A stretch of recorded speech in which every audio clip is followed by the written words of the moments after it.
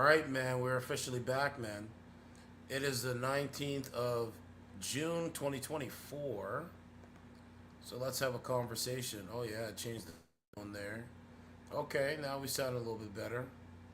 Take the echoes off. So please subscribe to the channel and please hit the like button. So let's talk about it, man. So let me do a mic check right quick. Make sure this is good. Okay, so fraud dispute led to fatal Toronto office shooting. Gunman's wife, Alisa Pogorelovsky, because her husband, Alan KATS, sued two victims killed in shooting after losing $1.28 million. $1.28 million? The way of a gunman in a fatal Toronto shooting says he believed the two victims were behind an alleged mortgage investment scheme that defrauded their family. In a statement released by her lawyers, Alisa says her husband, Alan Katz, who also died in the shooting, could not handle losing our life savings, and that is what led to this tragic event. Why are you gambling with your life savings? I don't understand this. Why would anyone gamble with their life savings? Toronto police would not confirm Katz is the gunman, saying in an email it cannot identify people who die by suicide. Police identify the victims of Monday's shooting: 54-year-old, 44-year-old, and 46-year-old man. Court records detail how Pogorelovsky and her husband sued the two people killed in the shooting and others after losing $1.28 million in alleged syndicate mortgage fraud. Whoops. Syndicate mortgage fraud. This is what goes on in Canada, man. This is what goes on in our country. You're trying to defraud people, bro. And I believe there's consequences. The events that gave the rise of litigation that we were involved in with Miss Sagi and Yaftafi have devastated and now destroyed our family. I hope that someday my family will be able to recover. The allegations against Misagi and Yasefi had not been proven in court. Misagi faced charges in 2018 for his alleged role in a complex mortgage fraud scheme valued at $17 million. An investigation police dubbed as Project Brittle Path. Pogorelovsky's statement says she found a note after the shooting written by her husband that explains what he was thinking and why he acted as he did. In an image of the note shared by Pogorelovsky's lawyer, Sahar Kaladidi, it reads, "My death is in the hands of Samira Yasefi, Arash Mazari, the two names, and two other names." It adds, "Stop these criminals." So this guy had one of those notes. This guy had a suicide note. The man had a note saying it's what, bro? I can't. Oh man. So this guy leaves a note to. So this guy deals with people in alleged mortgage scheme, and he says, you know what I'm saying? He was defrauded of the mortgage scheme. You know, he took a loss in the mortgage scheme. So what he does, allegedly, right? Allegedly, of course, he writes a note to his wife saying it's these guys' fault, then shows up at the place where they work and then takes their life, then takes his own life, allegedly. You can't make this up. This is like a book. This is like a novel. It's called Real Life. The shooting Monday afternoon in Toronto's North York neighborhood took place at a business that conducts financial transactions, police have said.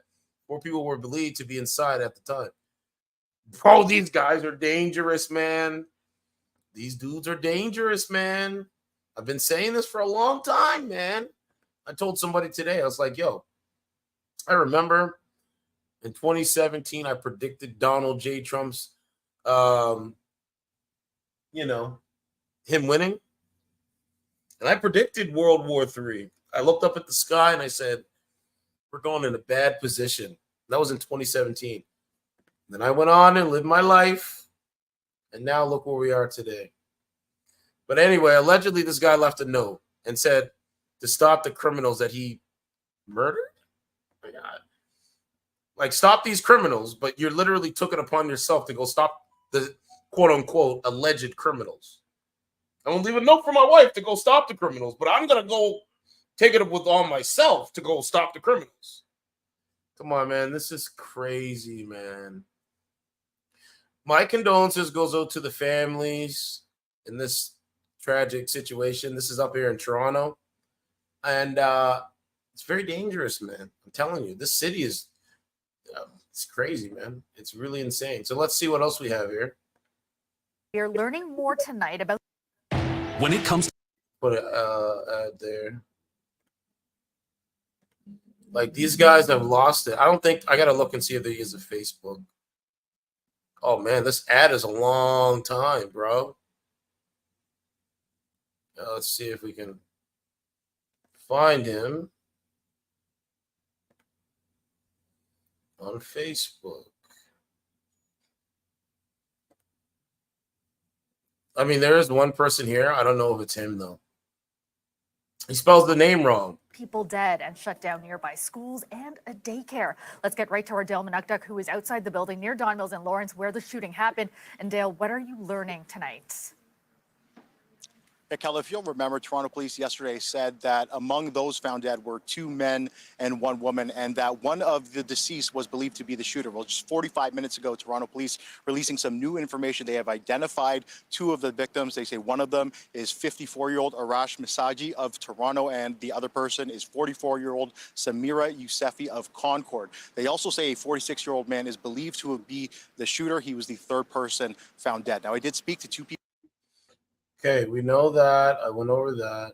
So I just want to show you, right, some of the counselors and no markings of this. We do know yesterday that Toronto police said that what happened was an altercation relating to some financial transaction. Now, what's interesting about this building, Kelda, is there is no markings of this financial business, this real estate business. We did catch up with local councillor John Burnside. Here's what he had to say. This guy went to a Here daycare almost every day next door. I knew about the daycare and the school, but wasn't aware of exactly what else was going on in terms of financial, the financial institution. I have had people call the office, but most people, I think, are waiting to find out exactly what happened. Because as we know, when it hits close to home, people are obviously have a heightened sense of concern. I've had a heightened sense of concern since I've been born, pretty much, but I've had a heightened sense of concern for years now. It's called the pandemic. It's called the shadow government. It's called the deep state. Like, what do you mean, People man? are just trying to understand what happened, whether it was work-related or otherwise targeted or whatever the case might be.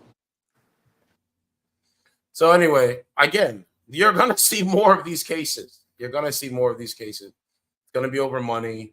Because I seen it popped up on my feed, and I'm like, okay, what's going on up here in Toronto? So that's the story there, man. You know what I'm saying? Let me take a look over on Facebook. I don't think this is the guy, though, man. Right? Like, Hungary. Like, I don't think it's the guy. I really don't. Yeah, I don't. The media is keeping it really, really quiet, though, man. Like, yeah, they did their, the news are, but they'll just here today, gone tomorrow. Okay, so let's go over to some more news up here.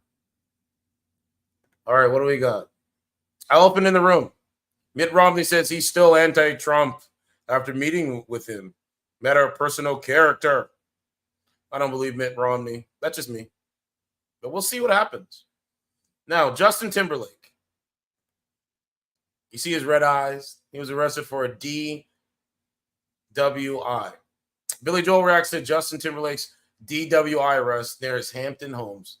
See, a lot of these guys, they have money and they think they can do whatever they want. I mean, Trump even said it. When you have money, you can do anything. I believe Donald Trump. I do. I believe Donald Trump.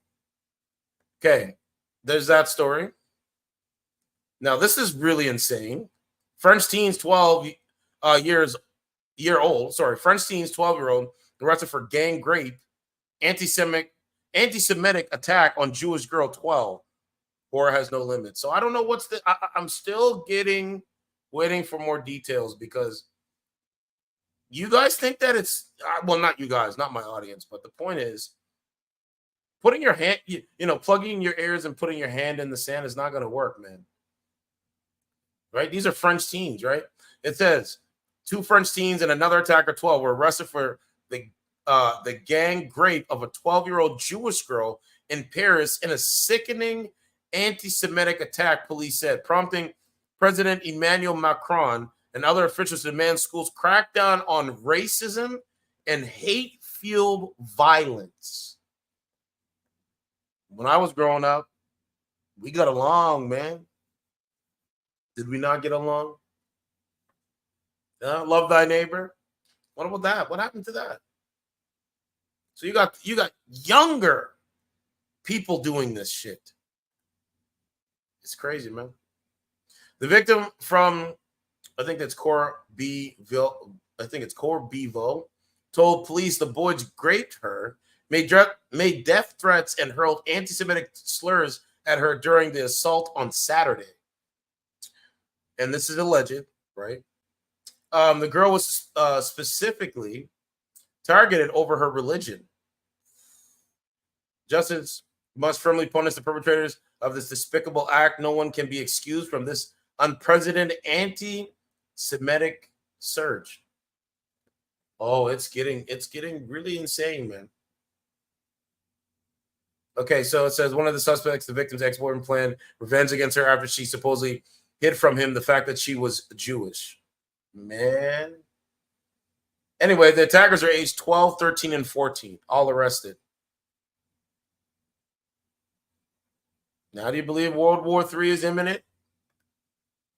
I don't know, man. I'm a loss for words for that story. But I want to put that up there so we have another historical piece, right? Armed and dangerous. Transgender woman guns down parents in Utah home, sparking massive manhunt. Okay, well, I guess we're switching over right quick. So let me take a look at this story first. Here's another one. Hey, you don't know what you're talking about.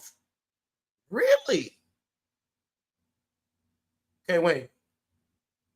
Tuesday night? So that's last night. Let's take a look. Let me take a look at the Facebook first. I wasn't trying to be on this thing long. Oh, man. I really wasn't. But the news is the news. You know what I mean? I love doing the news. It's fun. So, yeah, we got another viral story here, and it's trending. Right? I see it here. So we're going to switch over. We're going to switch over. And I'm going to show you, once again, the world they've created and the world they voted for. Okay? All right. I'm going to set up the show wall. Right? So, I don't know. I think this is my, I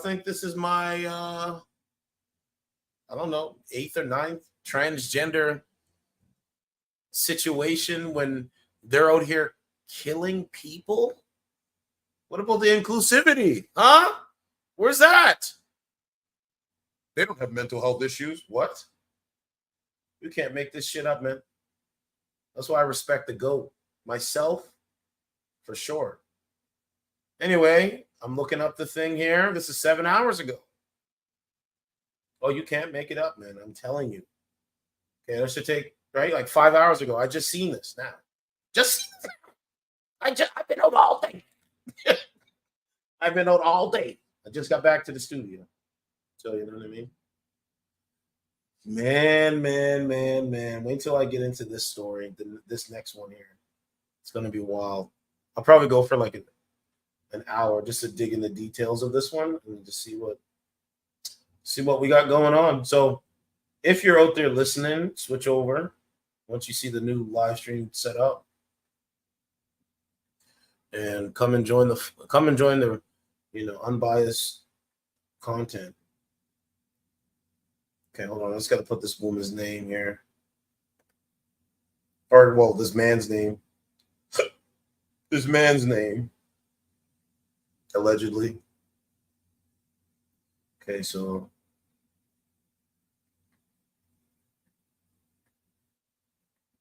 I think we're allowed to put transgender in the title. I remember,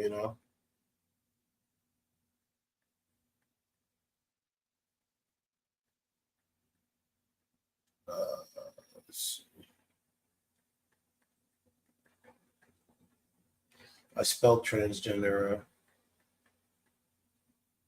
Woman. So transgender woman is a male identifying as a female.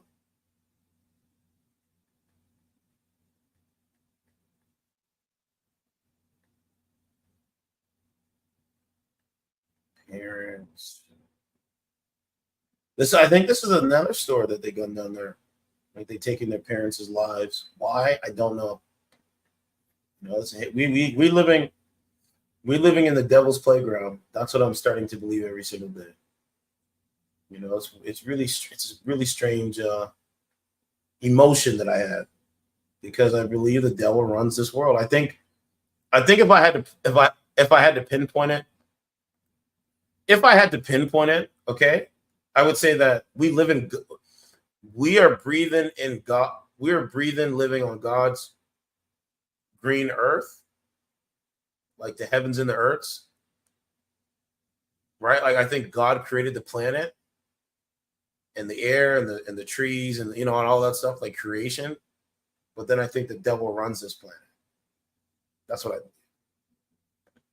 So maybe I think Jesus will come back. I do. Okay, so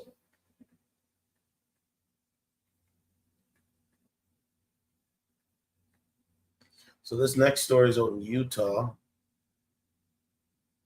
They say it sparked a massive manhunt. Wow. So again, taking resources from people that need it with, if they have mental health issues or whatever, all you're doing is just taking resources away from them and what they might need. It's really sick. But hey, what do I know, right? I'm just a nigga from Canada. I don't know nothing. I just talked to a bunch of lame ass chicks on dating streaming services, and they say nothing. They have no ideology. We know their ideology, but they don't have ideas. They don't have ideas. They're not intelligent, and so now I see why the crime is literally growing by the day, by the week. Man, what kind of world are we living in? By the time we get to the election, I don't know. I don't even know. I don't even know what this world is. Okay, hold on. I just got to get this part. It takes a while to set this shit up. Okay. Like there's so many typo and all this kind of shit. All right, so that's good there. So yeah, switch over and we'll